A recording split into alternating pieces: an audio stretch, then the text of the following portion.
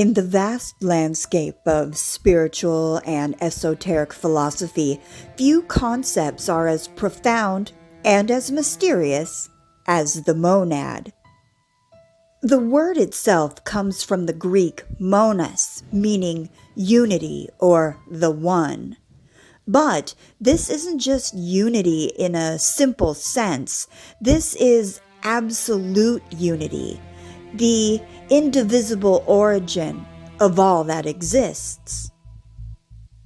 In traditions like Gnosticism, the monad is described as the supreme source, an infinite, unknowable, and perfect consciousness. It is beyond form, beyond thought, beyond even being as we understand it. It is not a god among gods. It is the source of all divinity itself.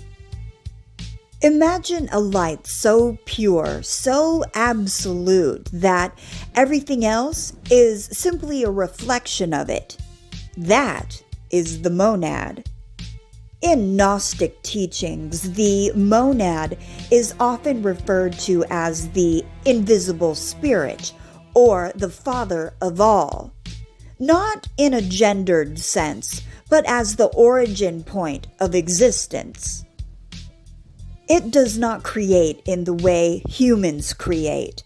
Instead, everything emanates from it, like rays from the sun. It is perfect, eternal, and unchanging. Now, here's where things become deeply personal. In esoteric traditions and systems like theosophy, the monad is not just out there, it is also within you.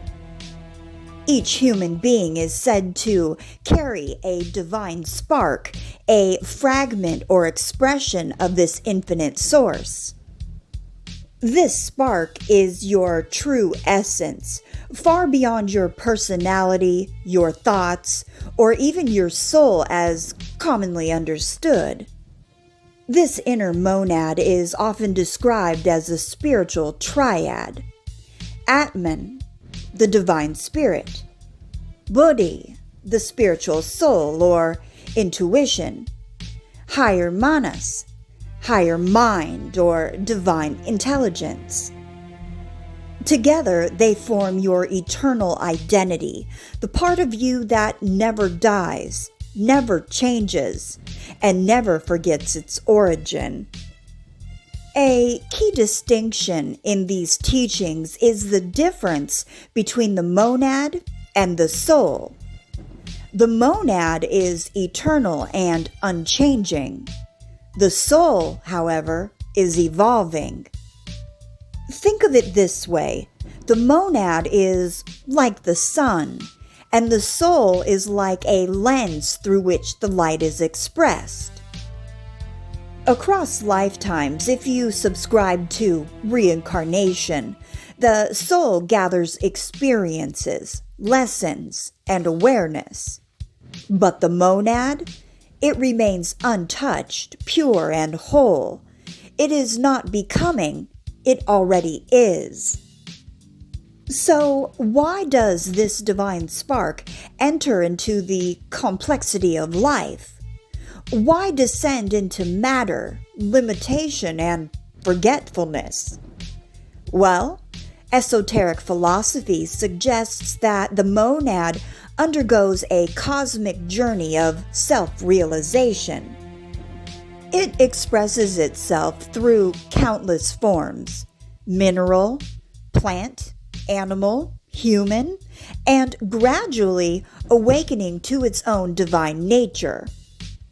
This isn't evolution in a biological sense alone. It's conscious evolution, the unfolding of awareness. The goal? To return to the source, not as something separate, but as something fully aware of its unity with all that is. In Gnosticism, there's also an important contrast between the monad and another figure, the demiurge. The monad is pure, infinite, consciousness, love, light, and truth. The demiurge, on the other hand, is seen as a lesser creator, a craftsman responsible for shaping the material world. But here's the key difference. The demiurge operates within limitation. The monad exists beyond all limitation. In this view, the physical world is not the ultimate reality.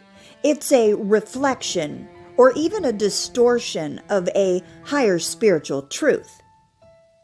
The idea of the monad didn't just appear in one tradition. It spans multiple philosophical systems. The ancient Pythagoreans saw the monad as the first principle, the origin of all numbers, all structure, and all existence. They even symbolized it with a dot within a circle, representing unity within totality. Centuries later, the philosopher Gottfried Wilhelm Leibniz developed a more metaphysical view. He proposed that the universe is made up of infinite monads, each one a fundamental unit of consciousness.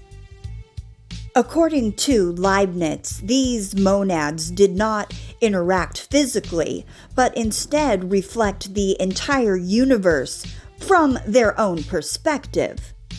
In this sense, every being is a window into the whole. So, what does this mean for all of you? Well, it means that beneath your thoughts, your struggles, your identity, there is something unchanging and divine. The spiritual journey, then, is not about becoming something new. It is about remembering what you already are. To realize the monad within is to transcend illusion, to see beyond separation, and to awaken to a deeper truth. That you are not merely a part of the universe, you are an expression of its source. The monad reminds us that no matter how fragmented life may feel, there is an underlying unity that can never be broken. A still point, a divine center, a spark of infinity within you.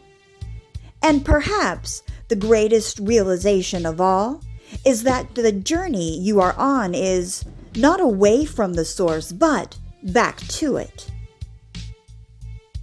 So that's it for today's video. If you enjoyed it, share it with someone walking their own path of awakening.